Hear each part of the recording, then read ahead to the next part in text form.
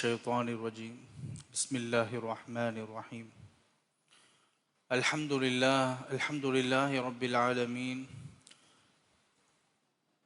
نحمده ونستعينه ونستغفره ونؤمن به ونتوكل عليه ونعوذ بالله من شرور أنفسنا ومن سيئات أعمالنا من يهده الله فلا مضل له ومن يضلل فلا هادي له أشهد أن لا إله إلا الله وحده لا شريك له وأشهد أن سيدنا محمد عبده ورسوله أما بعد فقد قال الله تعالى في القرآن الكريم والفرقان المجيد أعوذ بالله من الشيطان الرجيم بسم الله الرحمن الرحيم وقالوا يا أيها الذي نزل عليه الذكر إنك لمجنون صدق الله العظيم. அளவற்ற அருளாளனும் நிகரற்ற அன்புடையவனுமாகிய எல்லாம் வல்ல அல்லாஹ்வின் திருப்பெயரால் ஆரம்பம் செய்கின்றேன்.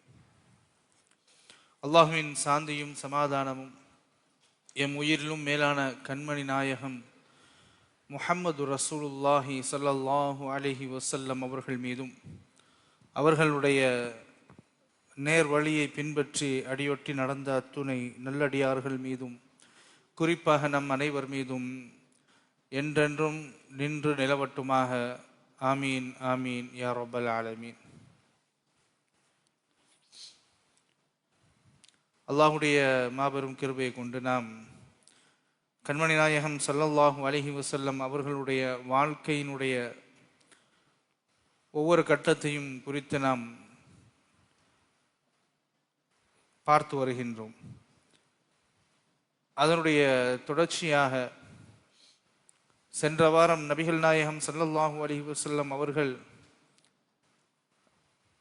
அல்லாஹுடைய இறை செய்தியை கொண்டு வந்து மக்களுக்கு சொன்னதிலே அவர்களுக்கு ஏற்பட்ட தடங்கல்களும் இன்னல்களும் இடர்களையும் குறித்து நாம் மிக விரிவாக பார்த்து வந்தோம். நபிகள் பெருமானார் ரசூலுல்லாஹி ஸல்லல்லாஹு அலைஹி வஸல்லம் அவர்களுடைய தாவா ஆரம்பகட்ட பிரச்சாரத்தை இரகசியமாக தொடங்கினார்கள். சொற்ப நபர்கள் இஸ்லாத்தை ஏற்ற பிறகு கண்மணி நாயகம் ரசூலை கரீம் முஹம்மது ஸல்லல்லாஹு அலைஹி வஸல்லம் அவர்களை அல்லாஹ் பகிரங்கமாக இந்த மக்களை நீங்கள் இஸ்லாத்தின் பக்கம் அழைக்க வேண்டும் என்கின்ற பிரச்சாரத்தை நீங்கள் முன்னெடுக்க வேண்டும் என்கின்ற செய்தியை அல்லாஹ் ரப்பல் ஆலமீன் நபிகள் நாயகம் அவர்களுக்கு உத்தரவை கொடுத்தான். அந்த உத்தரவின் பெயரிலே நாயகம் ஸல்லல்லாஹு அலைஹி வஸல்லம் அவர்கள் தங்களுடைய நெருங்கிய சொந்தங்களை அழைத்து ரசூலுல்லாஹ் மக்களுக்கு மத்தியிலே சொன்ன பொழுது மக்கள் எல்லாம் என்ன இவர் புதிதாக ஏதோ சொல்கிறார்கள் என்பதாக நினைத்து கொண்டார்கள். நம்மிடையே இருந்து வந்தவர், நம்மிடையே வாழ்ந்து வந்தவர், இவர் திடீரென்று இப்படி பேசுகிறாரு என்பதை குறித்து ஆச்சரியத்தோடு மக்கள் உறைந்து போனார்கள். நாயகம் ஸல்லல்லாஹு அலைஹி வஸல்லம் அவர்களோ மிக புத்திசாலித்தனமாகவும் விவேகத்தோடும் இந்த செய்தியை மக்களுக்கு மத்தியில் ஆரம்பத்தில் ரகசியமாக கொண்டும் பிறகு அல்லாஹ்வுடைய உத்தரவு வந்ததற்கு பிறகு மக்களை அழைத்து சொல்கின்ற பொழுது அல்லாஹ்வின் தூதர் சொன்னார்கள், இதோ இந்த மலைக்கு பின்னால் ஒரு குதிரைப்படை உங்களை தாக்க வருகிறது என்று சொன்னால் அதை நீங்கள் நம்புவீர்களா? நான் அப்படி சொன்னால் நம்புவீர்களா என்று சொன்ன பொழுது நபிகள் நாயகம் ஸல்லல்லாஹு அலைஹி வஸல்லம் அவர்களை பார்த்து அந்த மக்கள் சொன்னார்கள், நீங்கள் எங்களுக்கு மத்தியிலே சாதிக்காகவும் அமீனாகவும் நம்பிக்கைக்குரியவராகவும் உண்மை பேசக்கூடியவராகவும் இருந்த காரணத்தினால் நிச்சயமாக நீங்கள் இப்படி சொன்னால் நாங்கள் அதை நம்பக்கூடியவர்கள் தான் என்று சொன்ன பொழுது நாயகம் ஸல்லல்லாஹு அலைஹி வஸல்லம் அவர்கள், எனக்கும் உங்களுக்கும் மத்தியிலும் இருக்கக்கூடிய இன்றைய இந்த நிலை என்ன என்பதென்றால் அந்த ஒரு நபர் முன்கூட்டியே வந்து உங்கள் ஒரு கூட்டத்தை எச்சரிக்கின்றார் இல்லையா, அதுபோன்றுதான் நான் உங்களுக்கு அல்லாஹ்வின் புறத்திலிருந்து உங்களை அழிவு பாதையிலிருந்து வழிகேட்டிலிருந்து எச்சரிப்பதற்காக அந்த மனிதரை போன்று நான் வந்து சொல்கிறேன். என்னுடைய இந்த தூதுத்துவத்தை நீங்கள் ஏற்றுக்கொள்ள வேண்டும் என்று நபிகள் நாயகம் ஸல்லல்லாஹு அலைஹி வஸல்லம் அவர்கள் அந்த மக்களுக்கு முன்னால் சொல்லி சொன்னார்கள். இதற்கு என்ன ஆதாரம் என்று அந்த மக்கள் கேட்டபொழுது அவர்கள் சொன்னார்கள், நீங்களே உங்களுடைய வாயாலேயே என்னை அமீன் என்றும் சாதிக் என்றும் உண்மையாளர் என்றும் நம்பிக்கைக்குரியவர் என்றும் சொன்னீர்கள் இல்லையா? உங்களோடு வாழ்ந்த என்னுடைய முந்தைய 40 ஆண்டு காலமும் தான் இந்த ஏகத்துவத்தை நான் சொன்னதற்கான ஆதாரம் என்று நபிகள் நாயகம் ஸல்லல்லாஹு அலைஹி வஸல்லம் அவர்கள் தன்னுடைய ஆரம்பகால வாழ்க்கையை, பரிசுத்தமான அந்த வாழ்க்கையை அவர்கள் முன்னால் வைத்து, இதுதான் ஆதாரம், நான் உண்மை பேசுபவன் என்று நீங்கள் எல்லோரும் அறிந்திருக்கக்கூடிய சமயத்தில் நான் இந்த படை உங்களை தாக்குகிறது என்று தாக்கப் போகிறது என்று சொன்னாலும் நீங்கள் நம்புவீர்கள் என்றால் இதையும் நீங்கள் நம்பித்தான் ஆக வேண்டும், அல்லாஹ் ஒருவனே என்ற செய்தியை அந்த மக்களுக்கு மத்தியிலே எடுத்து சொன்ன பொழுது, அந்த மக்களிலே ஒரு சிலர், அபு லஹப் போன்றவர்கள் நபிகள் நாயகம் ஸல்லல்லாஹு அலைஹி வஸல்லம் அவர்களை கேலி செய்தும் கிண்டல் செய்தும், தரிபத்தியதா உங்களுடைய கைகள் நாசமாகட்டும் என்று சொன்னான். எனவே அல்லாஹு தஆலா ஆயத்தை இறக்கினான், தப்பத் யதா அபி லஹபின் வ தப், உன்னுடைய கரங்கள் நாசமாகட்டும், நீ நரகத்தின் எரிக்கட்டை என்பதாக அந்த வசனத்தை அல்லாஹு தஆலா இறக்கிய ஒரு சூறாவையே அவனுக்காக இறக்கி வைத்தான். இது ஆரம்ப கட்ட பிரச்சாரம் ரசூலுல்லாஹி ஸல்லல்லாஹு அலைஹி வஸல்லம் அவர்கள் செய்தது. அதற்கு பிறகு நாயகம் ஸல்லல்லாஹு அலைஹி வஸல்லம் அவருடைய அந்த அழைப்பு பணியிலே பலவிதமான எதிர்ப்புகளை சந்தித்தார்கள் என்று பார்த்தோம். ஹஜ்ஜுடைய காலம் நெருங்கியது. அந்த ஹஜ்ஜுடைய காலம் நெருங்குகின்ற பொழுது இவர்களுக்கெல்லாம் ஒரு பயம் ஏற்பட்டது. என்ன, ஹஜ்ஜுடைய காலம் வருகிறது, வெளிநாடுகளிலிருந்து மக்கள் எல்லாம் வருவார்களே, அப்படி வருகின்ற பொழுது இந்த முஹம்மது இப்படி பிரச்சாரம் செய்வாரே, பிரச்சாரம் செய்கின்ற பொழுது அவர்கள் எல்லாம் முஹம்மதுடைய பேச்சை கேட்டு நம்பி இஸ்லாத்திற்குள் நுழைந்து விட்டார்கள் என்று சொன்னால் நமக்கான அந்தஸ்தும் வருமானமும் நமக்கான ஒரு அந்த மேன்மையும் இல்லாமல் போய்விடுமே என்ற ஒரு பயத்தின் காரணத்தினால் கூடி அமர்ந்து ஒரு ஆலோசனை செய்கிறார்கள் வலீத் இப்னு முகீராவுடைய தலைமையிலே. அதிலே பல முடிவுகளை எடுக்கிறார்கள். என்ன செய்வது, முஹம்மதையும் அந்த மக்களையும் சேரவிடக்கூடாது, பேசவிடக்கூடாது. என்ன செய்வது, முஹம்மதை பற்றி நாம் அவதூறு பரப்ப வேண்டும், முஹம்மது ஸல்லல்லாஹு அலைஹி வஸல்லம் அவர்களை குறித்து அவதூறு பரப்ப வேண்டும். என்ன அவதூறு பரப்புவது, இவர் ஒரு உண்மையாளராக இருக்கிறார், பொய் சொல்ல தெரியாது, எதுவுமே பாவம் செய்யாதவர், இவரை நாம் எப்படி கெட்டவர் என்று மக்களுக்கு மத்தியில் அடையாளப்படுத்துவது, மக்களுடைய பேச்சை கேட்க விடாமல் தடுப்பது என்று ஆலோசனை செய்கின்ற பொழுது ஆரம்பத்தில் பைத்தியக்காரர் என்று சொல்லலாமா என்று கேட்கிறார்கள், முடியாது. பிறகு இவரை கவிஞர் என்று சொல்லலாமா, கவிஞரை போன்றும் அல்ல இவர். பிறகு நாம் இவரை என்னதான் செய்வது என்று சொல்கின்ற பொழுது சூனியக்காரர் என்று சொல்லலாமா என்று ஆலோசனை வருகின்ற பொழுது வலீத் இப்னு முகீரா சொல்கின்றான், நீங்க சொன்னதிலேயே மிகவும் கொஞ்சம் ஏற்றுக்கொள்கின்ற மாதிரி ஒரு பொய் தான், மக்கள் ஏற்றுக்கொள்ள மாட்டார்கள் தான், இருந்தாலும் பொய்யிலையும் கொஞ்சம் ஒரு பெஸ்டான பொய் என்னண்டா, இவரை சூனியக்காரர் என்று சொல்லலாம், மந்திரவாதி சூனியக்காரர் என்று சொல்லலாம். ஏன்னா இவருடைய இந்த பேச்சின் காரணத்தினால், இவர் இஸ்லாத்தை பற்றி சொன்னதன் காரணத்தினால், ஏகத்துவம் ஒரு இறைவன் என்றெல்லாம் சொல்வதன் காரணத்தினால் கொள்கை ரீதியான பிளவுகள் இந்த குடும்பங்களிலே ஏற்படுகின்றது. அத்தா மகன் கூட பேச மாட்டேங்கிறாரு, மகன் அத்தா கூட பேச மாட்டேங்கிறான், கணவன் மனைவிக்கு மத்தியில் பிரச்சனை ஏற்படுகிறது, ஒருவர் இஸ்லாத்தை ஏற்கின்றார், ஒருவர் இஸ்லாத்தை ஏற்கவில்லை, அல்லது அண்ணன் தம்பிகளுக்கு உறவுகளுக்கு மத்தியிலே இப்படி விரிசல்கள் ஏற்படுகின்ற காரணத்தினால் இதை நாம் சாக்காக வைத்து நாம் இப்படி இவர் ஒரு சூனியக்காரர் என்று நாம் வாதிடலாம், மக்களுக்கு மத்தியில் பரப்பலாம் என்றெல்லாம் முடிவு செய்துவிட்டு அல்லாஹ் அதை குர்ஆனிலும் சொல்லி காட்டுகின்றான். அவன் பொய்யுரைத்தான், ரசூலுல்லாவை பற்றி அவர்கள் சூனியக்காரர் என்பதை சொன்னான், அவன் அழிந்து போவான் என்றெல்லாம் அல்லாஹு தஆலா வசனங்களில் மூலம் அல்லாஹு தஆலா சொல்லி காட்டினான். இதெல்லாம் நம்ம போன வாரம் பார்த்தோம். இந்த அழைப்பு பணியிலே அல்லாஹ்வின் தூதர் ஸல்லல்லாஹு அலைஹி வஸல்லம் அவர்களும் அவர்களோடு சேர்ந்து இருந்த அந்த சொற்ப இஸ்லாமிய மக்களும் பட்ட பலவிதமான இன்னல்களிலே பரிகாசம் செய்வது, இஸ்லாத்தை ஏற்றுக்கொண்ட ஒரே காரணத்திற்காக சமுதாயத்திலே பரிகாசம் செய்யப்பட்டார்கள். பரிகாசம் என்றால் கேலி கிண்டல் செய்யப்பட்டார்கள்.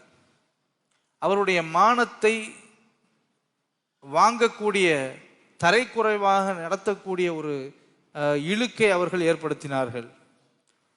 அவர்கள் போகின்ற வழியிலே அவர்களை இழிவுபடுத்துவது, அவர்களை எள்ளி நகையாடுவது, கேலி கிண்டல்கள் செய்வது, இதெல்லாம் செய்தார்கள். இப்படியெல்லாம் செய்தால் மென்டலி அவர்களெல்லாம் பலகீனமானவர்களாக மாறிவிடுவார்கள்.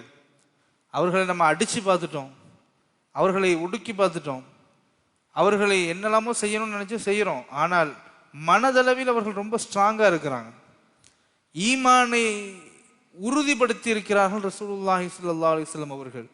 அந்த ஈமானை உறுதிப்படுத்தியதை நாம் உடைக்க வேண்டும் என்கின்ற ரீதியிலே மனதளவில் அவர்களை சோர்வுபடுத்த வேண்டும் என்பதனால் அவர்கள் போகின்ற திசையில், அவர்களை காணக்கூடிய திசையில் எல்லாம் இவர்கள் கூட்டம் கூட்டமாக இருந்து கொண்டு, அதோ போராம்பர் பைத்தியக்காரன், அதோ போராம்பர் வழிகட்டவன், அதோ போராம்பர், இப்படி என்று இஸ்லாத்தை யாரெல்லாம் ஏற்றுக்கொண்டிருந்தார்களோ அவர்களை குறித்தெல்லாம் இழிவுபடுத்தி அவமானப்படுத்தக்கூடிய செயலை அவர்கள் செய்து வந்தார்கள். இதை அல்லாஹ் தஆலா குர்ஆனில் சொல்கின்றான். وَقَالُوا يَا أَيُّهَا الَّذِي نُزِّلَ عَلَيْهِ الذِّكْرُ إِنَّكَ لَمَجْنُونَ. நபியே, உங்களை நோக்கி வேதம் கொடுக்கப்பட்டதாக கூறக்கூடிய நீங்கள் நிச்சயமாக ஒரு பைத்தியக்காரர் தான் என்று சொன்னார்கள். வேதம் கொடுக்கப்பட்டுச்சுன்னு சொன்னீங்க, குர்ஆன் உங்களுக்கு இறங்கி இருக்குன்னு சொன்னீங்களே, நீங்கள் நிச்சயமாக ஒரு பைத்தியக்காரர் தான் என்று அவர்கள் சொன்னது மட்டுமல்லாமல் எல்லோரிடமும் போய் சொல்லி சொல்லி அவர்களை ரசூலுல்லாவையும் அவருடைய ரசூலுல்லாவோடு இருந்த முஸ்லிம்களையும் மனதளவில் பலகீனப்படுத்த வேண்டும் என்று அவர்கள் கங்கணம் கட்டி கொண்டு திரிந்தார்கள். அது மட்டுமல்ல, வாஜிபு அன்ஜாஅஹும் முன்திரும் மின்ஹும் வகாலல் காஃபிரூன ஹாதா சாஹிருன் கذாப். பைத்தியக்காரன்னு சொன்னாங்கல்ல, இப்போ என்ன சொல்றாங்கன்னா, வாஜிபு அன்ஜாஅஹும் முன்திரும் மின்ஹும், அச்சமூட்டி எச்சரிக்கக்கூடிய ஒரு தூதராகிய நீங்கள் அவர்களுடைய இனத்திலிருந்தே, வாஜிபு அன்ஜாஅஹும் முன்திரும் மின்ஹும், அச்சமூட்டி எச்சரிக்கை செய்யக்கூடிய ஒரு தூதராகிய நீங்கள் அவர்களிலிருந்தே வந்ததன் காரணத்தினால் அவர்கள் ஆச்சரியத்தோடு வகாலல் காஃபிரூன, அந்த காஃபிர்கள் அதாவது இறை நிராகரிப்பாளர்கள் என்ன சொல்லுகிறார்கள் என்றால், ஹாதா சாஹிருன் கذாப், இது ஒரு பொய்யை சொல்லக்கூடிய, பொய்யுரைக்கக்கூடிய ஒரு சூனியக்காரர் என்று சொன்னார்கள்.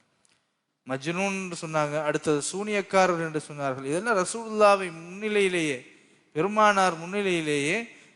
இப்போ உதாரணத்திற்கு ஒருவர் நம்மை பார்த்து, நீ பைத்தியக்காரன், நீ அறிவு கட்டவன், நீ உனக்கு ஒன்றும் தெரியாது என்று நம்மை பார்த்து நேரடியாக அந்த நெகட்டிவிட்டியை கிரியேட் பண்ணி நம்மள்கிட்ட முன்னாடியே சொல்லிட்டு இருக்காருன்னு வைங்க.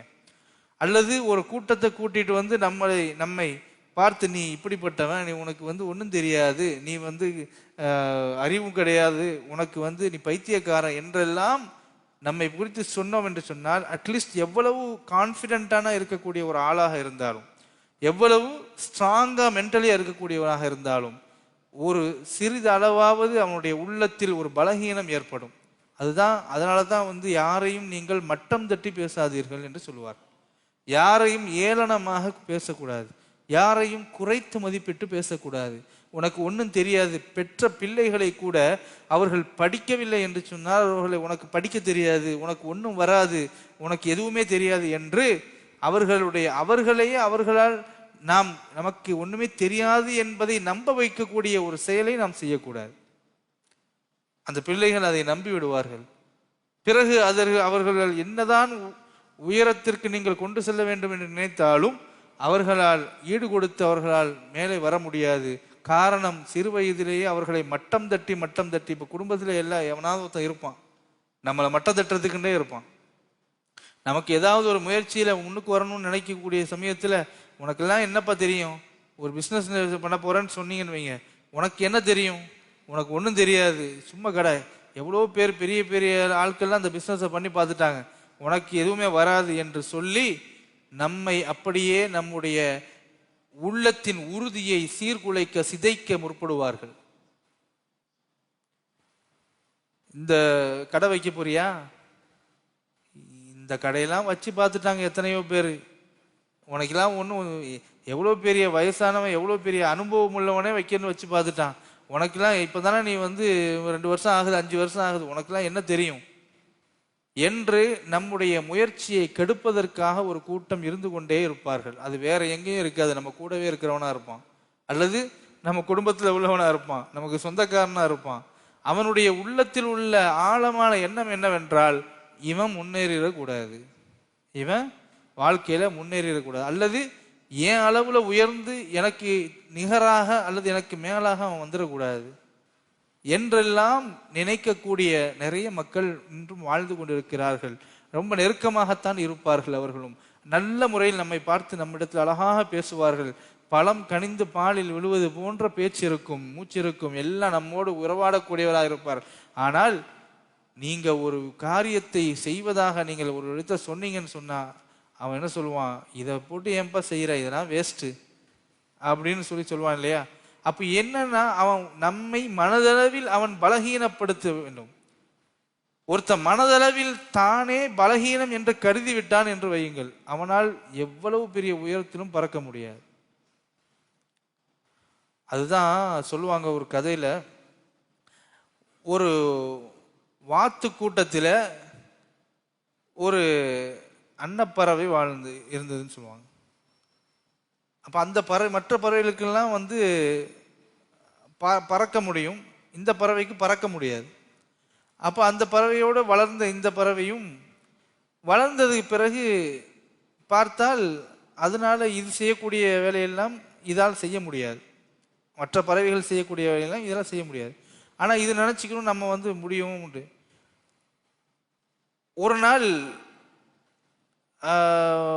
ஒரு நாள் மற்ற அதனுடைய அன்னப்பறவைகள் கூட்டத்தில் சேரக்கூடிய ஒரு சூழ்நிலை வந்ததற்கு பிறகுதான் தெரியும் நம்மாலும் எல்லாம் செய்ய முடியும் என்று. அப்ப அதுவரை இவர்கள் இந்த கூட்டத்தில் இருக்கக்கூடிய இந்த பறவை மற்ற பறவைகளை போன்று நமக்கு செய்ய முடியாது என்கின்ற எண்ணத்தை உள்ளத்தில் விதைத்து நம்மளால ஒண்ணுமே முடியாது என்று நினைத்து கொண்டே வாழ்ந்து விட்டது. அதனால் அது அப்படியே கிணற்று தவளையை போன்று கிடந்து விட்டது. அப்ப எப்போ ஒரு சந்தர்ப்பம் வெளி வருகிறதோ அப்பொழுதுதான், இதான் சொல்லுவாங்க, ஒரு ஆட்டு கூட்டத்தில் வளர்ந்த ஒரு சிங்கம் எப்படி இருக்கும், அந்த சிங்கத்துக்கு வேட்டையாடக்கூடிய பண்பு இயற்கையாக இருந்தாலும் கூட ஒரு ஆட்டு மந்தையில் அது வளர்ந்துட்டுச்சுன்னு வைங்க, அது என்ன செய்யும், போய் புல்லதான் போய் சாப்பிடும் இல்லையா? அப்போ என்ன அர்த்தம்டா, அதற்கே மனதளவில் பலகீனம் ஏற்பட்டு விடும். நம்மளால வேட்டையாட முடியாது, நம்ம எதுவுமே செய்ய முடியாது என்றெல்லாம் மனதளவிலே அதை நினைத்து கொள்வதால் அதனுடைய சக்தி அதுக்கு தெரியாது. அதுபோல மனதளவில் இவர்கள் பலகீனப்படுத்துவதற்காக பல செய்திகளை பலவிதமான நெகட்டிவான தாட்ஸ், நெகட்டிவான ஸ்பீச்சஸ் எல்லாத்தையும் சொல்லிட்டு வந்தாங்க. அது மட்டும் இல்லை, ரசூலுல்லாஹ் மேல ஒரு விதமான பொறாமை பிடித்தார்கள். இவருக்கு அல்லாஹ் நுபுவத்தை கொடுத்துட்டானே அப்படின்ற இவர் என்ன அப்படி ஒரு ஸ்பெஷல், நம்ம கூட தான் இருந்தாரு, போறாரு வர்றாரு, இவருக்கு என்ன அப்படி ஒரு ஸ்பெஷல் அப்படின்னு சொல்லிட்டு ஒரு மாதிரியான பொறாமை எண்ணத்தோடையே பார்த்துக்கிட்டு இருந்தாங்க. அதை குறித்து அல்லாஹ் சொல்லுவாங்க,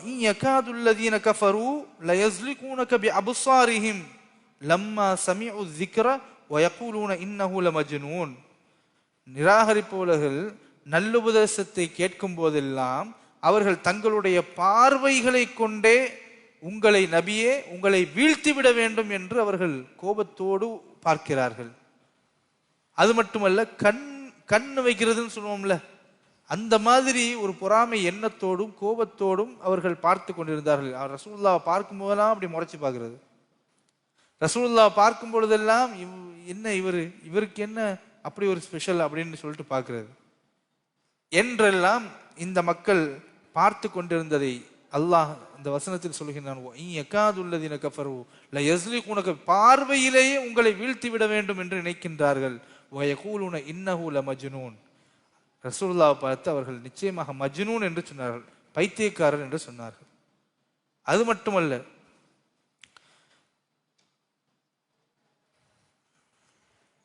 ரசூலுல்லாஹி ஸல்லல்லாஹு அலைஹி வஸல்லம் அவர்களோடு ஆரம்பத்தில் அமர்ந்திருந்தது யாரு? ரசூலுல்லாவோடு ஆரம்பத்தில் இஸ்லாத்தை ஏற்று இணைந்தவர்கள் யாரு? ரசூலுல்லாஹ் யாரு கூட அதிகமாக உட்கார்ந்துருப்பாங்க அப்படின்னு சொன்னா பெரும்பாலும் ஏழை சஹாபாக்கள் தான் ரசூலுல்லாவை 24 மணி நேரமும் கூடவே இருப்பாங்க. அபு ஹுரைரா ரலியல்லாஹு அன்ஹு மாதிரி ஆட்கள்லாம் ரசூலுல்லாவோடு ஒன்றா இருப்பாங்க. அவங்களுக்கு வெளியில போய் வருமானம்லாம் அவங்களுக்கு கிடையாது. ரசூலுல்லாஹ் கிட்ட வரக்கூடிய ஏதாவது ஒரு விஷயங்களை சாப்பிட்டுக்கிட்டு ரசூலுல்லாஹ் கிட்டேயே இருந்து அவங்களுடைய ஹதீஸ்களை எல்லாம் படிச்சுக்கிட்டு நபியினுடைய கல்வியை முழுவதுமாக கற்றுக்கொண்டு வந்தவர்கள் யார்? அபு ஹுரைரா ரலியல்லாஹு அன்ஹு. அது போன்ற நிறைய சஹாபாக்கள் ரசூலுல்லாவோடு இருந்து ஏழ்மையில் இருக்கக்கூடிய சஹாபாக்கள், அடிமைகளாக இருந்த சஹாபாக்கள் எல்லாம் ரசூலுல்லாஹ் அவர்களோடு அதிகமான நேரம் ஸ்பெண்ட் பண்ணாங்க. அந்த சஹாபாக்கள் ரசூலுல்லாஹ் கிட்ட இருந்து நிறைய விஷயங்களை கத்துக்கிட்டாங்க. இப்படி இந்த ஏழ்மை நிலையில் இருக்கக்கூடிய இந்த சஹாபாக்களோடு ரசூலுல்லாஹ் போய் அமர்ந்து உட்கார்ந்து இருக்கிறாங்களே எப்ப பார்த்தாலும், அப்படின்ற ஒரு பொறாமை. நூஹ் அலைஹிஸ்ஸலாம் அவர்களை குறித்தும் அல்லாஹ் சொல்கின்ற பொழுதும் சொல்லுகின்றான். நூஹ் அலைஹிஸ்ஸலாம் அவருடைய கூட்டத்தார்கள் என்ன சொன்னாங்களாம், காலங்காலமா நீங்க தாவா பண்ணிக்கிட்டு இருக்கிறீங்க, மக்களை அழைத்து கொண்டிருக்கிறீர்கள், எங்களுக்கு எந்த பிரச்சனையும் இல்லை உங்ககிட்ட, நீங்க சொல்றதை நாங்க ஏத்துக்கிறோம், அல்லாவே ஒத்துக்கிறோம், அல்லாஹ் இருக்கிறான், அவனை நான் வணங்கணும் அப்படின்லாம் ஒத்துக்கிறோம். ஆனா எங்களுக்கு எந்த விஷயம் இடிக்குது தெரியுமா, நீங்க உங்க கூட உட்கார்ந்து இருக்கிறது எல்லாம் ஒண்ணுக்கும் வழி இல்லாத ஏழையும் வயிற்றுக்கு அடுத்த வேலை சாப்பாடுக்கு வழி இல்லாதவரும் தான் உட்கார்ந்து இருக்கிறாங்க. ஏழ்மையில் இருக்கக்கூடிய சஹாபாக்கள் தான் உட்கார்ந்து இருக்கிறாங்க. நாங்க அப்படி இல்லைல்ல, நாங்க ரொம்ப பெரிய பரம்பரை, நாங்க ரொம்ப மூத்த குடிமக்கள், நாங்கள் எல்லாம் உயர் ஜாதிகள், அதனால அவங்களோட போய் உட்கார்ந்து எங்களால நீங்க சொல்றதை கேட்க முடியாது, உபதேசம் பண்ண முடியாது என்ற அந்த ஆதிக்க வெறி அந்த சமயத்தில் நூஹ் அலைஹிஸ்ஸலாம் காலத்திலே இருந்துச்சு. அதே மாதிரி தான் ரசூலுல்லாஹி ஸல்லல்லாஹு அலைஹி வஸல்லம் அவர்களுடைய காலத்திலும் அந்த சஹாபாக்கள், ஏழ்மை சஹாபாக்களை விட்டுட்டு வந்துருங்க எங்ககிட்ட, இல்லையா அவங்களுக்குன்னு ஒரு டைமை கொடுத்துருங்க, எங்களுக்கு வேற டைம் கொடுங்க, நாங்க அவங்களோட போய் நின்று தொழணும், பக்கத்துல உரசிட்டு நிக்கணும், இதெல்லாம் எங்களுக்கு முடியாத ஒரு காரியம், தயவு செஞ்சு அதை மட்டும் சரி பண்ணுங்க, நாங்க நீங்க சொல்றதை கேட்கிறோம் என்றெல்லாம் சொன்னார்கள். وَكَذَلِكَ فَتَنَّا بَعْضَهُمْ بِبَعْضٍ அல்லாஹ் சொல்றான், لِيَقُولُوا هَؤُلَاءِ مَنَّ اللَّهُ عَلَيْهِمْ مِنْ بَيْنِنَا أَلَيْسَ اللَّهُ بِأَعْلَمَ بِالشَّاكِرِينَ. சிலரை கொண்டு சிலரை நாம் சோதித்ததில் அது சொன்னார்களாம், எங்களை விட்டு ஏழைகளாகிய இவர்கள் மீதா அல்லாஹு தஆலா அருள் புரிந்து விட்டான். ரசூலுல்லாஹ் முதல்ல ஏத்துக்கிட்டது ஏழை சஹாபாக்கள் சொன்னார் இல்லையா, நாங்க இன்னும் இஸ்லாத்தை ஏத்துக்கல, ஆனா இந்த இஸ்லாத்தை ஏற்றுக்கொண்ட இந்த ஏழைகளுக்கா அல்லாஹ் அருள் புரிந்தான். இந்த சொல்ல போனா நவுது பில்லா அப்படி சொல்லக்கூடாது, பஞ்ச பரதேசிகளாக இருக்கக்கூடிய ஏழைகள், இந்த ஏழைகளையா அவங்க மேலேயே அல்லாஹ் அருள் புரிஞ்சான், இஸ்லாத்தை கொண்டு கொடுத்தான்? நிச்சயமா இருக்காது. அல்லாஹ் இஸ்லாத்தை கொடுக்கணும்னு நினைச்சிருந்தா நேரம் எங்களுக்குள்ள முதல்ல கொடுத்துருப்பான் ஹிதாயத்தை என்றெல்லாம் அவர்கள் சொன்னார்கள். அதற்கு அல்லாஹு தஆலா இந்த வசனத்தில இறுதியில் அல்லாஹு தஆலா பதிலளிக்கின்றான், இந்த மக்கள் ஏழைகளை கண்டும் இஸ்லாத்தை ஏற்றுக்கொண்ட அந்த சொற்ப மக்களை கண்டும் ஏளனமாக சிரிக்கின்றார்கள். அவர்கள் நடந்து செல்கின்ற பாதையில் இவர்கள் சென்றால் அவர்களை பார்த்து ஒன்னுக்கும் வழி இல்லாதவர்கள் என்றும் ஒன்னுக்கும் உதவாதவர்கள் என்றும், இவர்கள் தான் வழிகட்டவர்கள், பாருங்க வழிகட்டவன் போறான் அப்படின்னு சொல்றாங்க. அது மட்டும் இல்ல, அப்படி சொல்லிட்டு அவர்கள் தங்களுடைய குடும்பத்திற்கு வீட்டுக்கு போனா வீட்டுல பொண்டாட்டி பிள்ளைங்க கிட்ட உட்கார்ந்தும் கூட, அந்த பத்தியா ரோட்ல ஒரு அவன் வழிகட்ட போயிட்டான், அவர் முகம்மதை பின்பற்றான், அவ்வளவுதான், அவனுக்கு ஒன்றும் கிடையாது, நம்ம ஜாதியிலே இல்லை என்றெல்லாம் அவர்களை ஏளனமாக சிரித்து சந்தோஷமாக கூச்சலிட்டு மகிழ்ச்சி அடைந்து சந்தோஷமா பேசக்கூடியவர்களாக அந்த மக்கள் இருந்தார்கள் என்பதை அல்லாஹு தஆலா சொல்லுகின்றான். அப்படி சொல்லிட்டு அல்லாஹ் சொல்றான், நிச்சயமாக இவர்கள் வழிகட்டு போனார்கள் என்று சொல்கிறார்கள் இல்லையா, நம்பிக்கையாளர்கள் பற்றி இவர்கள் ஏன் இவ்வளவு அக்கறை கொள்கிறார்கள் என்று சொன்னான். நம்பிக்கை கொண்டவர்களை பற்றி, இந்த ஏழை சஹாபாக்களையும் இஸ்லாத்தை ஏற்றுக்கொண்டவர்களை குறித்து இவர்களுக்கு என்ன கவலை அப்படின்னு அல்லாஹ் கேட்கிறான். அவர்களுக்கு அல்லாஹுமே போதுமானவன், அவர்களை குறித்து ஏன் இவங்க கவலைப்படுறாங்க? ஏன் இந்த கவலைன்னா, இந்த கவலை ஒரு பொறாமையின் காரணத்தினால், எங்களுடைய கடவுள்களை மறுக்கிறார்கள் என்ற காரணத்தினால் இதனால அவங்க என்ன செய்யறாங்க, பொறாமை கொள்கிறார்கள். அதனால அந்த கவலை வெளிப்படுத்துகிறார்கள். கவலை அல்ல, பரிகாசமாக சொல்கிறார்கள். அல்லாஹ் சொல்றான், அவங்களுக்கு என்ன கவலை, உனக்கு என்னப்பா கவலை? அவங்க இஸ்லாத்தையும் அல்லாவையும் ஏற்றுக்கொள்கிறார்கள் என்றால் நீ ஏன் கவலைப்படுற அப்படின்னு அல்லாஹ் சொன்னான். இப்படி ஒவ்வொருவரும் கேலி கிண்டல்கள் செய்யக்கூடியவர்களாக இருந்தார்கள். அல்லாஹ் இன்னொரு இடத்த சொல்றான், வலகது நஅலமு அன்னக யதீகு சதுருக பிமா யகூலூன். நபியே, இப்படி சொல்றாங்கல்ல, உங்களை ஏளனமாக பேசுறாங்க, உங்களை பைத்தியக்காரன் சொல்றாங்க, கவிஞர் என்று சொல்கிறார்கள், உங்களை சூனியக்காரர்கள் என்று சொல்கிறார்கள், உங்களை பின்பற்றக்கூடியவர்கள் வழிகட்டு போனவர்கள் என்று சொல்கிறார்கள் இல்லையா? இப்படியெல்லாம் சொல்லக்கூடிய இந்த சொல்கள் எல்லாம் உங்களுடைய மனசை ரொம்ப இறுக்கமாக ஆக்குகிறது. ரசூலுல்லா ரொம்ப கவலைப்படுறாங்க. ரசூலுல்லா அவர்களை நினைத்து கவலைப்பட மாட்டாங்க. நமக்கு தெரிஞ்ச விஷயம்தான். ரசூலுல்லா எப்பவும் தன்னை நினைத்து, தனக்கு ஒரு சோதனை ஏற்பட்டு விட்டது என்றோ, தனக்கு இப்படி நிலைமை இருக்கிறது என்றோ கவலைப்பட மாட்டார்கள். ஆனால் யாரை குறித்து கவலைப்படுவார்கள்? தன்னை பின்பற்றி அல்லாஹ்வையும் தூதரையும் ஏற்றுக்கொண்டு வந்த இந்த மக்களை பார்த்து எள்ளி நகையாடுகிறார்களே, அவர்களை பைத்தியக்காரர்கள் என்று சொல்கிறார்களே, அவர்களை குறித்து கேவலமாக பேசுகிறார்களே, வீட்டிலும் சரி ரோட்டிலும் சரி அவர்களை அவமானப்படுத்துகிறார்களே என்று ரசூலுல்லாஹி ஸல்லல்லாஹு அலைஹி வஸல்லம் கவலைப்பட்டாங்க. இது அல்லாஹ் சொல்றான், வலகது நஅலமு அன்னக யதீகு. நபியே, சதுருக பிமா யகூலூன், அவர்கள் இப்படிலாம் பேசுறாங்க அப்படின்றது உங்களுடைய உள்ளத்தில் ஒரு விதமான நெருக்கத்தையும் கவலையையும் ஏற்படுத்தி, ஒரு இறுக்கத்தை ஏற்படுத்துதில்ல, அந்த ஒரு பெயின், அந்த வலியை உங்களுக்கு ஏற்படுத்துது இல்லையா, அதை நாங்கள் அறிகிறோம் என்று சொல்லலாம். அது எனக்கு தெரியும். வலகது நஅலம் அன்னக யதீகு சதுருக பிமா யகூன். அவங்க சொல்றதுனால உங்களுடைய உள்ளம் கவலைப்படுறதுங்கிறது எனக்கு தெரியும் சொல்லிட்டு அல்லாஹ் சொல்றான், அதற்கு தீர்வை அல்லாஹ் சொல்றான். உங்களுக்கு மனசு ரொம்ப பாரமா இருக்குல்ல, இதுல நமக்கு ஒரு பெரிய பாடம் இருக்கு. அடுத்தவர்களுடைய இழிச்சொல்லை நினைத்து நாம் மண்டையில ஏத்தவே கூடாது. முதல் விஷயம், ஒருத்தன் நம்மளை குறைவாக மதிப்பிட்டு நம்மை பற்றி கேவலமாக நம்மை குறித்து சொல்றான்னு சொன்னா அதை நம்ம மண்டையில ஏத்தவே கூடாது, உள்ளத்துக்கு கொண்டு போகவே கூடாது. அவன் ஒருத்தனால, வெளியில இருக்கிற ஒருத்தனால நம்முடைய உள்ளம் பாதிப்படைய விட்டுவிடக்கூடாது. அடுத்தவனால ஒன்னுத்துக்கும் உதவாத ஒருத்தன் நம்முடைய உள்ளத்தை ஊசலாடவும் நம்முடைய உள்ளத்தை பாதிப்படைய வலி உண்டாக்குவதற்கு நாம் அனுமதிக்கவே கூடாது. யார் என்ன வேணாலும் சொல்லட்டும், பிரச்சனை இல்லை. நம்ம அதை ஏத்துக்கிட்டாதானே, ஐயோ நம்மளை இப்படி சொல்லிட்டாங்களே அப்படின்னு கவலைப்பட்டு வழுது புலம்பினால்தான் நமக்கு என்ன செய்யும், உள்ளத்துல ஒரு வலி ஏற்படும், நம்முடைய மைண்டு வேலை செய்யாது, அடுத்த என்ன செய்யணுங்கிறது ஓடாது, நம்முடைய கவலை ஏற்படும், நமக்கு பிபி பிரஷர் எல்லாம் வரும் இல்லையா? அதனால நான் கவலைப்படக்கூடாது. அல்லாஹ் ரொம்ப நுட்பமாக இந்த ஆயத்துல ரசூலுல்லாஹி ஸல்லல்லாஹு அலைஹி வஸல்லம் அவருடைய கவலையை போக்குவதற்காக, அந்த உள்ளத்தில் உள்ள அந்த வலியை, பாரத்தை நீங்க போக்குறதற்காக வலியை சொல்லித்தர்றான். இந்த வலியை, நமக்கு ஒரு கஷ்டம் ஏற்பட்டுடுச்சு, நம்மளை ஒருத்தவங்க அவமானப்படுத்த நினைக்கிறாங்க, நம்மகிட்ட ஒருத்தவங்க நம்மளை பாதிப்புக்கு உண்டாக்குறாங்க, வலியை கொடுக்குறாங்க அப்படின்னு சொன்னா நாம என்ன செய்யணும் அப்படின்றது இந்த வசனம் மூலமாக நாம் புரிந்து கொள்ள முடியும்.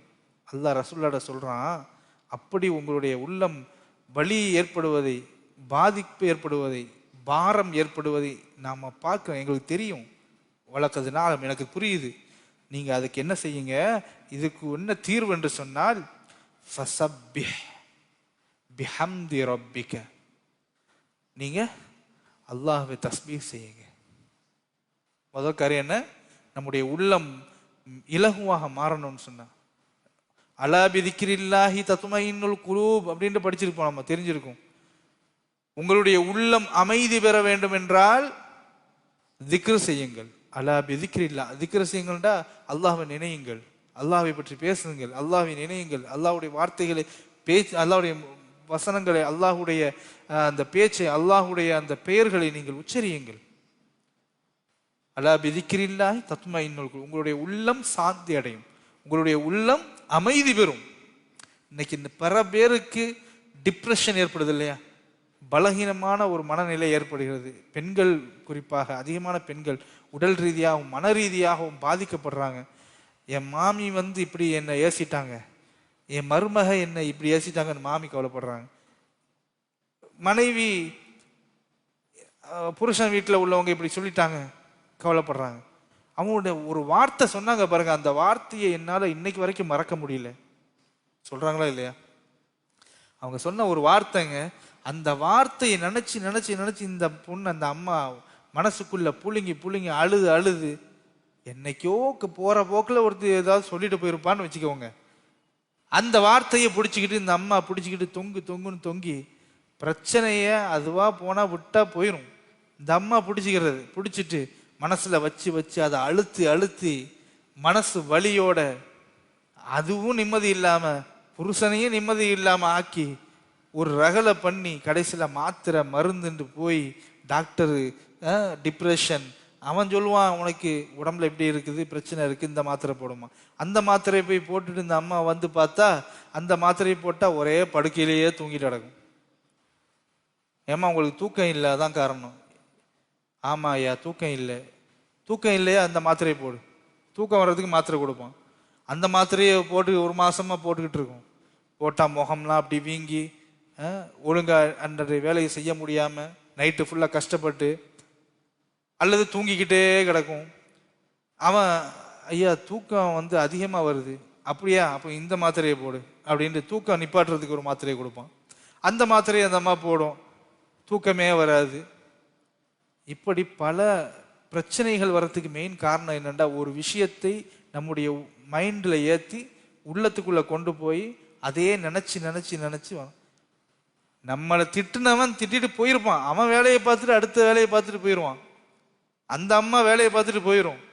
அதை நினச்சி நினச்சி கஷ்டப்படுறது கவலைப்படுறது யாருன்னா நாமும் நம்மை சுற்றி இருக்கக்கூடியவர்களும். அப்போ என்ன செய்யும், ஒரு குடும்ப பெண்மணிக்கு இந்த மாதிரி ஒரு சூழ்நிலை ஏற்பட்டால் என்ன பண்ணும்? குடும்பத்தில் எந்த வேலையும் செய்யாது, வீட்டு வேலையை பார்க்க முடியாது, குழந்தை குட்டியை பார்க்க முடியாது, புருஷனை ஒரு நேரத்துக்கு சரியான முறையில் கவனிக்க முடியாது. ஏன்னா அந்த அம்மா அப்படி ஒரு வார்த்தையை என்ன சொல்லிட்டாங்களே, உங்க அம்மா, உங்க வீட்டில் உங்க அக்கா, உங்க நாத்தனார் இப்படி ஒரு வார்த்தையை சொல்லிட்டாங்களே, அதை பிடிச்சிட்டு கடைசியில் கஷ்டப்படுறது யாரு? நீ தான் கஷ்டப்படுவ. உன்னால என்ன ஆகும்? எனக்கும் கஷ்டம், குடும்பத்துக்கும் கஷ்டம், தேவையில்லாத வீண் மருத்துவ செலவு, இப்படியெல்லாம் நம்மளையே நாம் காம்ப்ளிகேட் ஆகிக்கிறோம் இல்லையா? இதிலிருந்து விடுபடுவதற்கு அல்லாஹ் சொல்லக்கூடிய முதல் வழி என்ன தெரியுமா? ஃபஸப்பிஹ் பிஹம்தி ரப்பிக். மனசு பாரம் ஏற்பட்டால் நீங்கள் அல்லாஹ்வை நீங்கள் திக்ர் செய்யுங்கள். ஃபஸப்பிஹ் பிஹம்தி ரப்பிக், உங்களை படைத்த அந்த ரப்பை நீங்கள் துதிபாடுங்கள். ரசூலுல்லாஹ்க்கு அல்லாஹ் சொல்லி கொடுக்குறான்.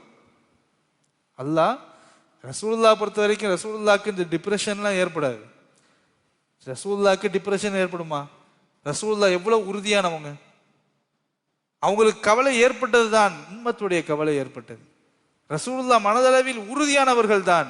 என்ன, அவர்கள் நுபுவத் ரசூலுல்லாஹ் இருக்குது. ரசூலுல்லாஹ் ஒரு நம்மை போன்ற ஒரு மனிதர்களாக இருந்தாலும் அல்லாஹ் தேர்ந்தெடுத்த நபி. ஆனா இதுல நமக்கு என்ன பாடம் என்றால், இப்படி ஒரு சூழ்நிலை உங்களுக்கு வந்தால் நீங்கள் தாங்க மாட்டீர்கள் நபியை போன்று. எனவே உங்களுக்கு ஒரு வழியை அல்லாஹ் காண்பித்து கொடுக்கிறான். ஃபஸப்பிஹ் பிஹம்தி ரப்பிக, உங்களுடைய இறைவனை நீங்கள் துதியுங்கள். வகும் மினஸ் சாஜிதீன், போய் அல்லாஹ்வை சுஜூத் செய்யுங்க. வகும் மினஸ் சாஜிதீன், சுஜூத் செய்யக்கூடிய மக்களோடு நீங்க போய் சேருங்க. அல்லாஹ்விடத்துல சப்மிட் ஆயிருங்க. ஃபுல்லா அல்லாஹ்விடத்துல உங்களை ஒப்படைச்சிருங்க.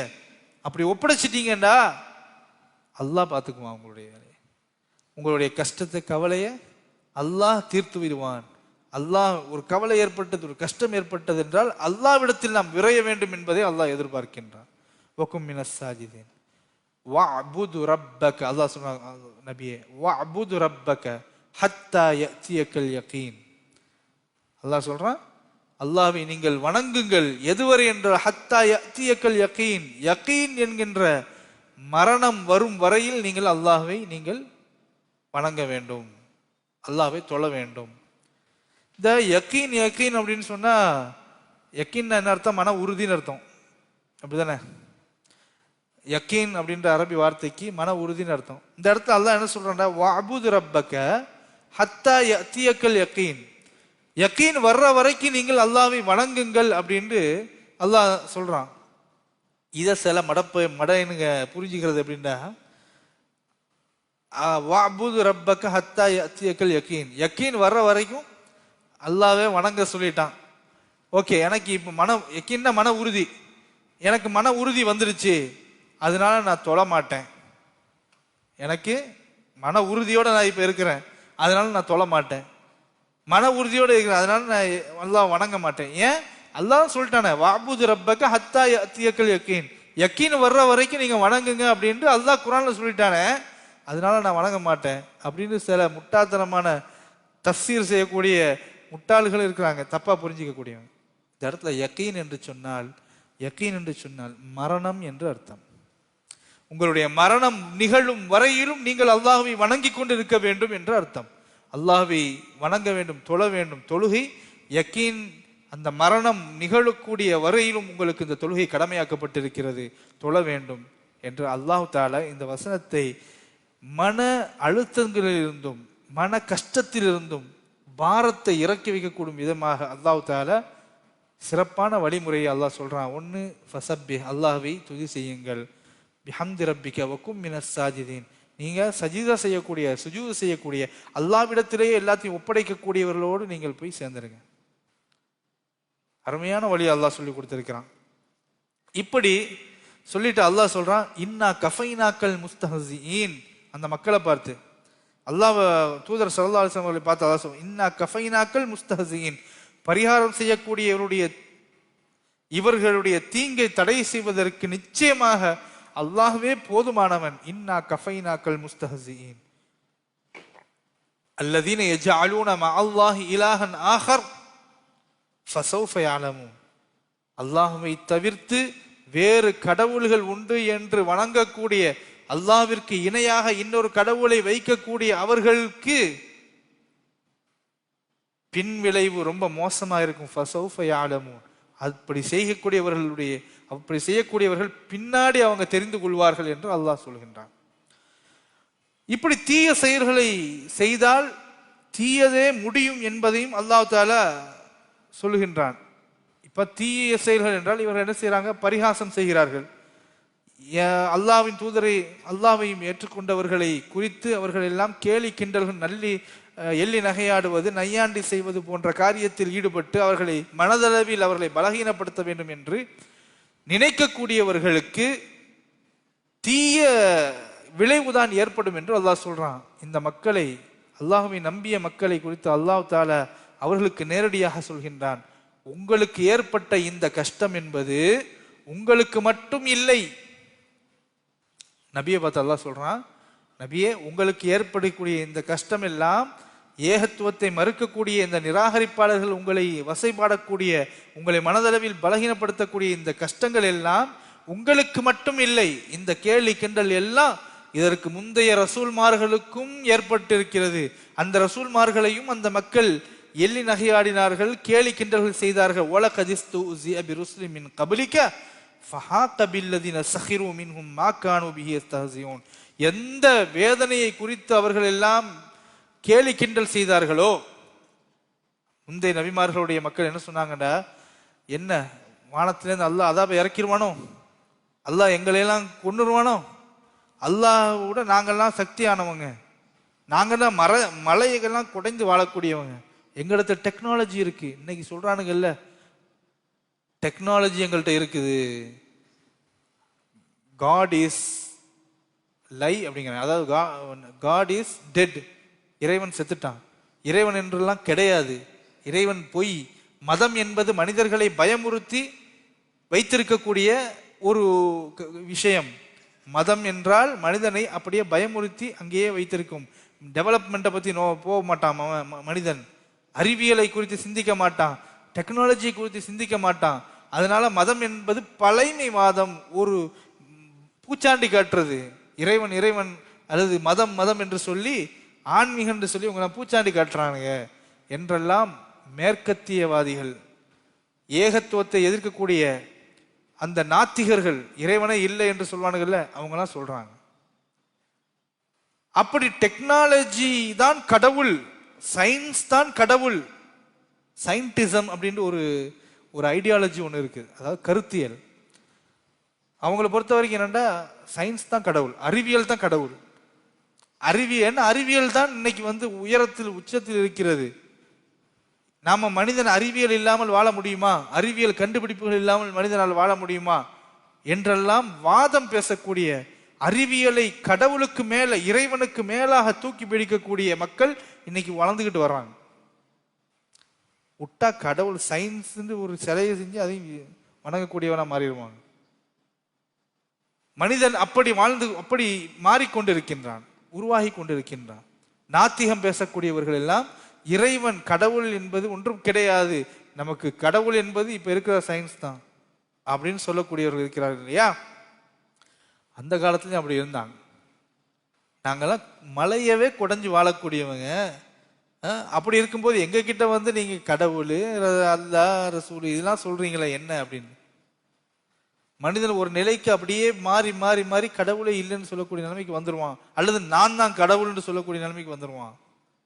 மனிதன் ஒரு பைத்தியக்காரன் தானே, நானே தான் கடவுள் என்று சொல்லக்கூடியவனாக மாறிவிடுவான், ஃபிரௌனை போன்று.